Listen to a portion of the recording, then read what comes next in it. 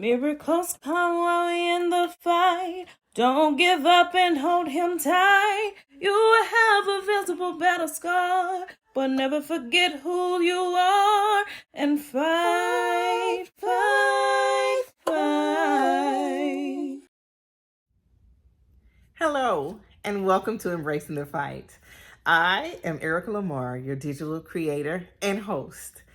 Thank you so much for tuning in to my podcast. I definitely appreciate you taking out the time in your busy day to listen to me talk about mental health, physical health, and my journey through thyroid cancer. You all know that Embracing the Fight was created to help normalize the conversation surrounding physical and mental health illnesses and concerns. And last week, the focus was more, on mental health when I had Andrea to come in and talk with us about mental health therapy. I hope that episode blessed you because it had me go back and it made me think about a few things, in my life. And I found that actually doing this podcast has been extremely therapeutic. I mean, it's so easy to tell your story. Well, for me, I don't know what it's like for other people, but for me, it's easy for me to tell my story to people that don't know me. And I guess for people that know me, because a lot of folks that are tuning in do know me. But the ones that don't know me get to see a look into a life that they know absolutely nothing about. But it causes them to think. It causes them to want to act and do better with their physical and mental health. Actually caring for themselves more and not just letting things happen for them. For instance, I had a lady reach out to me and she was just like, I absolutely needed this because everyone else just kind of moves around what's going on. No one's really looking at or focusing on their mental or physical health. They're just trying to go to work, make some money, go home. No one's really saying, well, how's this person doing or how's that person doing? How are things going, for them? And I appreciate her, for reaching out, letting me know that because it makes me want to do more. It makes me want to share more. So with that being said, with this episode 8, we'll be discussing the latest results from my endocrinologist. So if you all recall, back on February the 8th, I had another visit with my endocrinologist. Prior to this visit, she had me to do some lab work. Well, I was anxious to see, what the labs actually had to say. How you look at the little lab sheet and on the sheet you see green and red. So, red is bad, right? So I had 2 numbers to show up that were red and I went and I Googled, I want to see, what the heck, does this mean? And it was basically showing me that the level of thyroid hormone replacement in my blood was high. It's like, what's causing this? Because I'm, taking a prescribed level of this medication. So basically, it's kind of a toss-up in a sense. They start you off, high. And then they try to, bring it back down to help your body function as if you had normal thyroid hormone function. However, I said, let me wait to see what she has to say. All right, so I go in there and I sign in and I happen to be talking with the nurse. So the nurse is, she's a sweet lady, funny as all get out. And we're talking about her and we're talking about, her kids. And she was telling me how she had children, later in life. So I'm sitting there saying, I haven't had kids and, I've always dreamed of being a mother, but I wanted to be a mother, with a complete family and all that. And I said, well, maybe if it doesn't work out like that, then it doesn't work out like that. But I still desire to be a mother. And she's like, well, how old are you? And I was like, oh, I'm 45. She's like, oh, honey, you can do it. You're in great physical condition. All your labs and stuff look really good. And, this endocrinologist that you have, she is one of the best. Just make sure you tell her that. So I'm saying, okay, I'll tell her when she comes in and, while the consultation is going on, I'll bring it up to her. So I'm sitting in the office, waiting because I know there's other people that she's seeing. And there I go again. I get out my little trusty cell phone and I'm Googling, different things concerning, thyroid hormone replacement, thyroid cancer. Well, I start looking and I see that when you have thyroid cancer, there is no way, 100%, for them to remove your absolute entire thyroid. They have to leave something behind. And as I'm reading this, I'm like, okay, whatever, because they could, if they don't leave something behind, they could damage your vocal cords. They could impair your parathyroids. There are a lot of different things that can happen because it's not like, how you go to a butcher and you see them trimming the fat. When they're doing surgery, they're not trying to do, a precision cut. They're trying to relieve this mass. And with me having the factor V Leiden and being on blood thinners, she didn't have a whole lot of time, to get in there and make this perfect cut. And then she didn't have a whole lot of space, to work either. So I expected, fully to have something left behind. But I'm looking and I'm reading and I'm starting to get a little bit more interested in this radioactive iodine because I understand that if there's any, thyroid cancer cells remaining, that this radioactive iodine is going to be the course of action. Okay. As I'm reading down this list of things that could potentially happen, I see where it says infertility.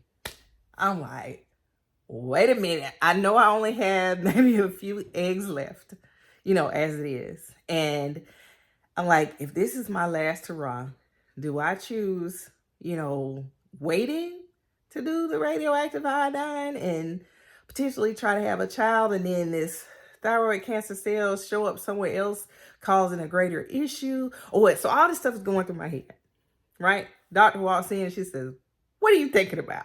Because she can see it all over my face, apparently. So I try to explain to her, I say, I'm just, anxious to know what the results are because I really wanted to hear what she had to say about that. And then we slide on into, the potential for infertility and, the course of action, all this other stuff, because I'm like, she's an endocrinologist. She specializes in, all these different glands. So I'm like, I should say these different glands, all the endocrine glands. So I'm like, okay, she's got to know something about, all this stuff. So let her go ahead and tell me what I got going on. All right. So she's like, you're 8 weeks, post-surgery and you're, I want to say she called it the TS free. That's the level of the thyroid hormone replacement that's actually in your blood. She was like, that's, higher than normal. She was like, but that's because some of the thyroid was left behind, on your vocal cords. And, I was already, reading that, I'm the Google guru over here. So I had already kind of, calmed myself and was consigned to the fact that there were still little bits of my thyroid still there. All right. So then she explains to me, of course, you could do radioactive iodine. She said, but you and my nurse were talking and she explained to me that you want to have kids. And I was like, yeah. She's like, have you ever had it? She was like, no. She's like, any miscarriages or anything like that? I was like, no. And she was like, are you planning to do it soon? And I was like, honey, as soon as possible if I had a choice. But, of course, we laughed for a second. And she was like, well, you can always go, to the sperm bank. I'm like, sure, I could do that. But that's not exactly how I want to do that. But that's a whole, different story. But anyway, she explains to me that if I do the radioactive iodine, that it impacts your fertility. It doesn't make you infertile. So for the next 12 to 16 months or so, then you would be asked to not try to conceive because of the impact that it could have, on the child as it's forming with the eggs that have actually gone through the radioactive iodine. Because when you go through that, you can't be around anybody. So it's like 3 days that you're in isolation. And it's basically because you're like emitting radioactive waves in a sense. So your pets, kids, spouse, all that. Nobody can be around you. And when you sweat and you sleep, everything that you had on, you have to take all that stuff off and launder it. You can't like just have the stuff laying around while you have this going on. This is something that you have to be diligent about because you don't want this stuff to stay and linger in your home, potentially making you or anyone in your home sick. So I tell her, yes, absolutely, I still want to have children. And she says, well, what I'm going to do is I'm going to write another script for some lab work. And what I'm looking for now is tumor markers in your blood. So the little smart me, the little Googling me, didn't even think about looking at tumor markers or anything like that to see, what, she could potentially be looking for or how that actually works. And she basically explained that there would be tumor markers that show up that say, yes, there is the presence of thyroid cancer in your blood. And if that's the case, then radioactive iodine is the course of action. So I will be actually going to get the blood work done at the end of this week. And once I get that blood work done, then next month, I'll be going back to speak with her. So at the same time, I said, let me go ahead and start looking for an infertility specialist, for many different reasons. One being, I'm currently going through thyroid cancer and the radioactive iodine option. That was, one of the things. But the other thing is because, for some reason, I know it's medically proven and medically shown, and there's all these statistics out there that show that once you're above 35, 40, that it's harder for you to conceive. And then when you do conceive, that the pregnancy can tend to be, a little bit more difficult. But I've heard of so many women and seen so many women after 40 having children, and they didn't have any problems, except when that little child started to run, once they learned how to walk or crawl and they took off, and it's like, oh my God, these 45-year-old knees or these, 42-year-old feet, all of this stuff, is hurting. So it's like, here I am, 45. If I have a child, they say, like Facebook had this little thing on there saying that on Valentine's Day that I was going to get pregnant. Well, that didn't happen. But had it happened, I could have had a baby by the end of this year. So imagine at 50, I would have a kindergartner. Let that sink in. Could you imagine being 50 years old, having a kindergartner? And you know what? That's exactly what I want to imagine. I want to have a healthy child, one that I can pour my love into, that will eventually, oh Lord, in the name of Jesus, that child could pour their love into the world. Because I feel like, I've waited this long, or I should say God's waited this long, because I tried. I really did try, but it didn't work out, the way that I wanted it to work. So if God does allow me, to have a child, then I want that child to be a reflection of him and his love. So I said, I'm not going to give up, on any of that. So I'm planning to see an infertility, physician next month to see what my options are. Even if she tells me that I have to have a radioactive iodine, I said, if I got to wait 12 months, I'll still be, 46, which is just a year from now, right? So if exercising, eating right, taking the vitamins, praying, believing, trusting God, faith without works is dead. So I have to continue to pray, trust, believe, But I also have to do the work because it won't happen without those things together. So I want you all to pray for me on both ends of this as I pray for you, because I know there is some woman, some man that's sitting out there saying, I'm too old to have a child. That is not the case.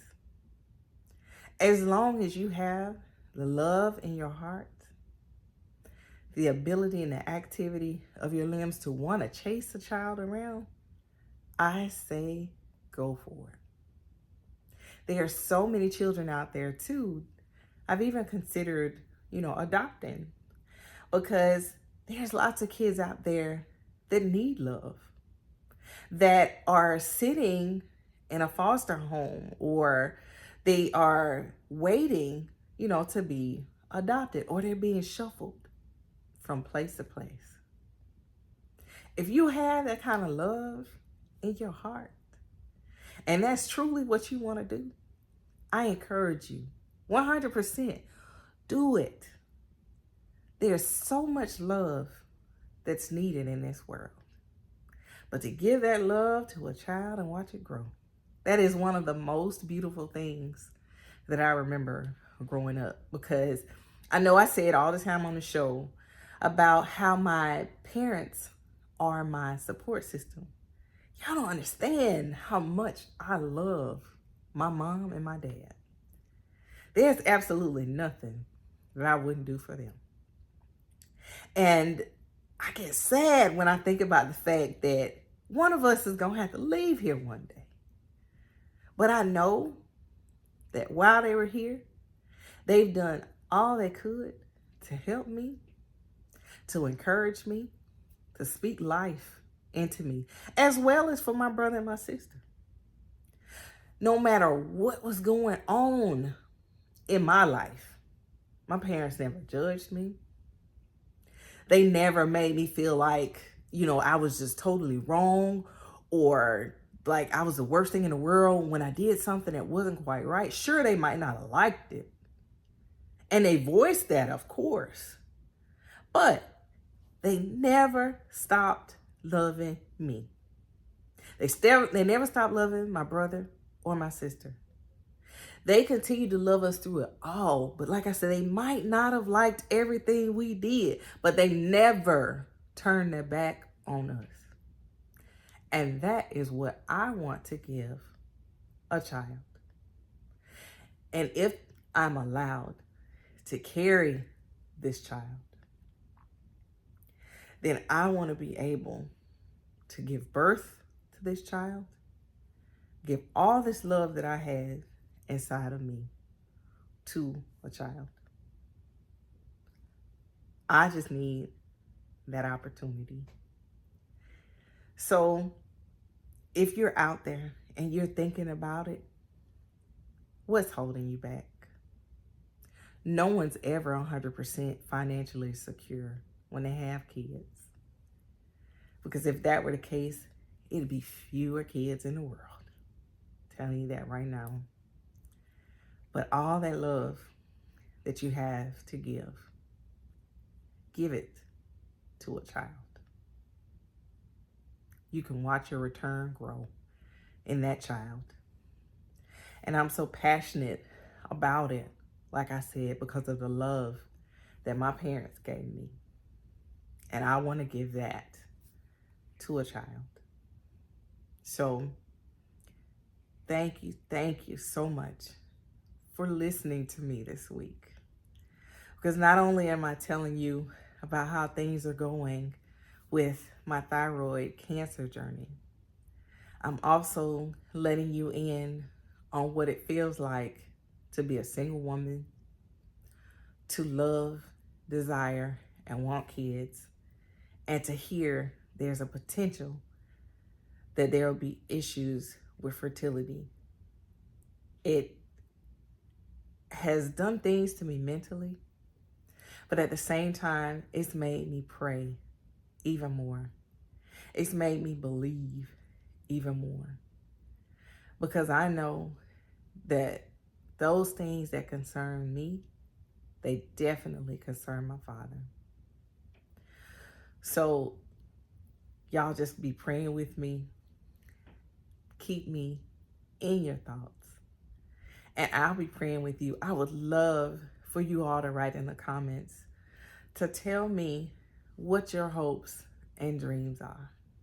What are some things in your life that if tragedy were to strike tomorrow, that you say, you know what, I wish that I had done that.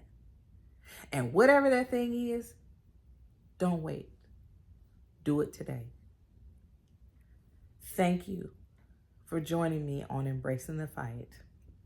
I am Erica Lamar, your digital creator and host. Have an amazing evening.